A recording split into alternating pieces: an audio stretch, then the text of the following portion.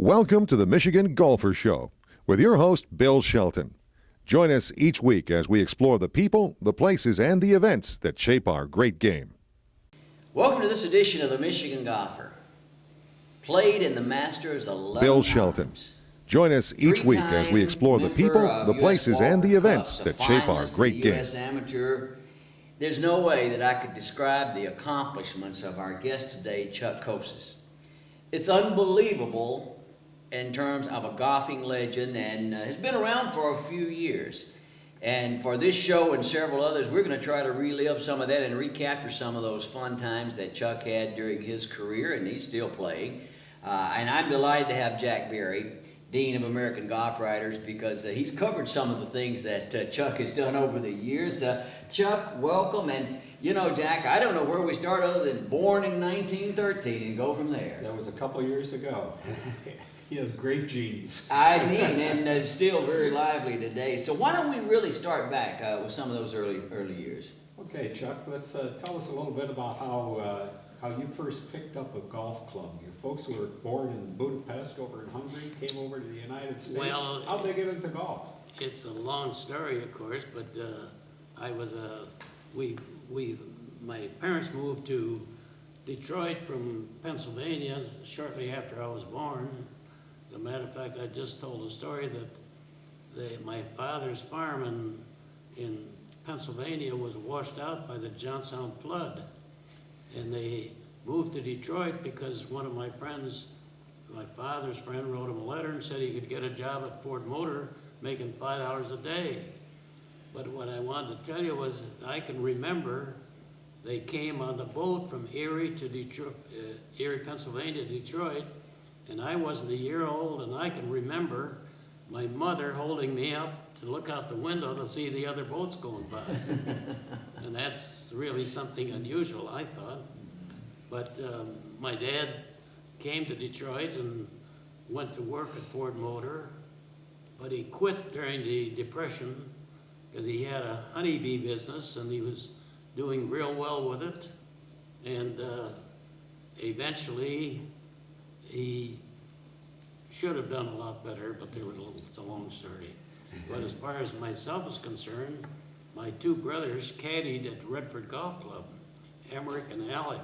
And when I was 10 years old, I started caddying. And Davy Robertson was pro at Redford at that time, and Al Watrous was his assistant. And Davy Robertson was McDonald Smith's first cousin. They came here from Scotland together. And they had the National Open at Oakland Hills in 1924.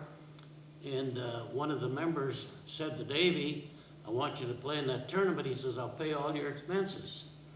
And I was going to caddy for him. Well, I really did, but when we got to Oakland Hills, they didn't want to let me caddy because I was only 11 years old. But Davy said, he caddies for me or I don't play. So anyway, he finished 10th in the tournament, and you can look it up in the record book. And he wore a pair of street shoes, a tie, a jacket, but no spikes.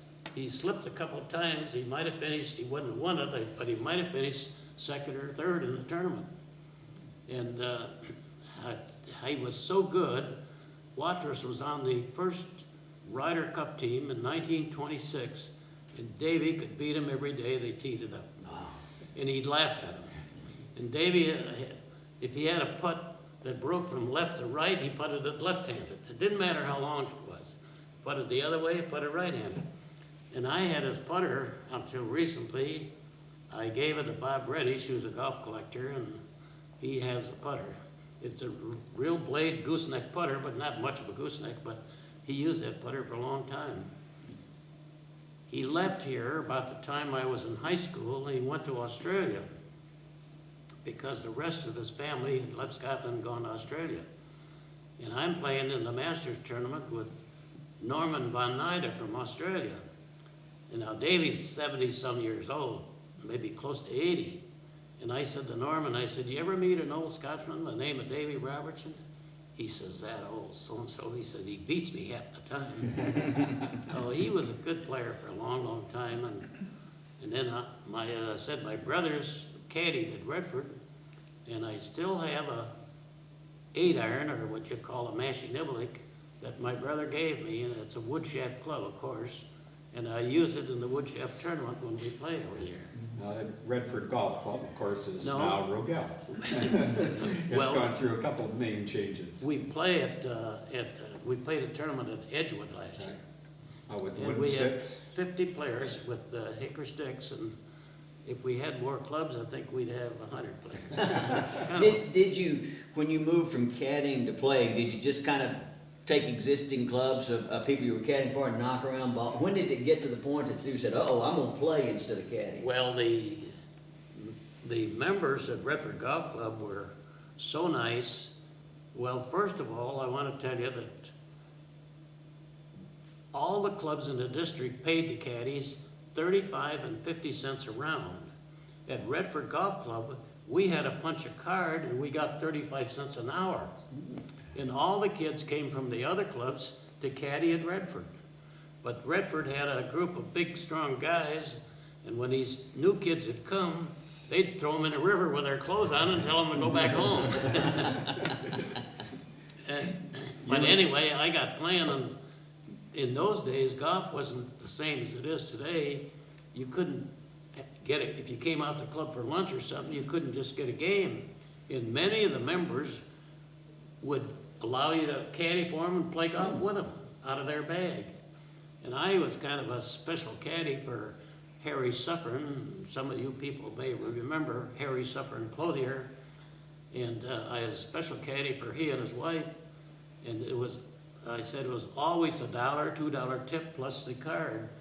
And at the end of the summer, he would give me a slip, and I could go down to get a new suit of clothes and everything for free, which was a nice deal. And then years later, I bought all my clothes from him for a long, long time.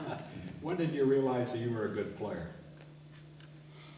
Well, Let's face it, you and Al Watrous are the two best out I of the had machine. a nice experience when, let's see, 1928, I think it was, they had I think the Detroit Times had the junior tournament at Warren Valley. And I won the tournament. I beat Warren Arlick well, it wasn't a match play tournament, it was a medal play, just one round medal play. But I won the tournament 2 years that I was a junior. And then in high school, of course, Redford had a good team because we had boys that were all caddies at the different clubs close by, Plum Hollow, Redford, Birmingham, and a lot of the kids went to Redford High School. We won the city championship every year for 10, 12 years. We won the state championship, but in 1928, they took us out of the state championship. They wouldn't let us play, the public schools play. Well, it was one of those things that the city felt that they had enough schools to compete with each other. And not only that, but it was a little expense for them to send us to Grand Rapids or someplace to play golf.